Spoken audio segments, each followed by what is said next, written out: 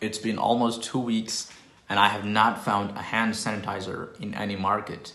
Hospitals probably have their own supply chain, which obviously is not an option for the general public.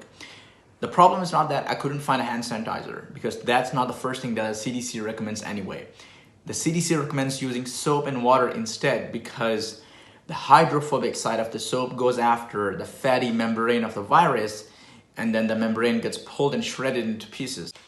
It's not that I was desperately looking for a sanitizer. I thought if I'm working on something and I don't have soap and water next to me, a sanitizer could work in a pinch.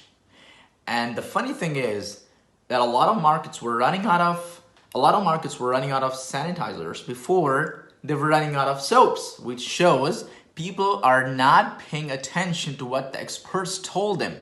And then we have geniuses like these who thought that in this time of dire need, they could be making profit off of people by hoarding 17,000 bottles of hand sanitizers and by selling them to people later at a higher price.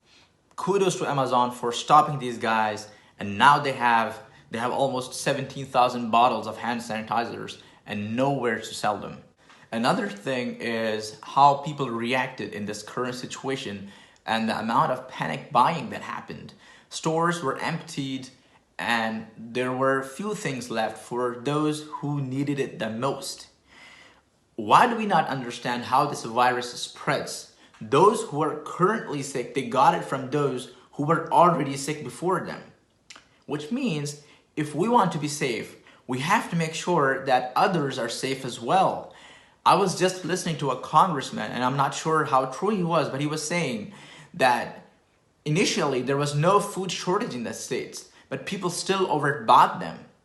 And because of these things, those who were not desperate were forced into desperation by those who were desperate. And those who were not panic buying were pushed into panic buying by those who were panic buying.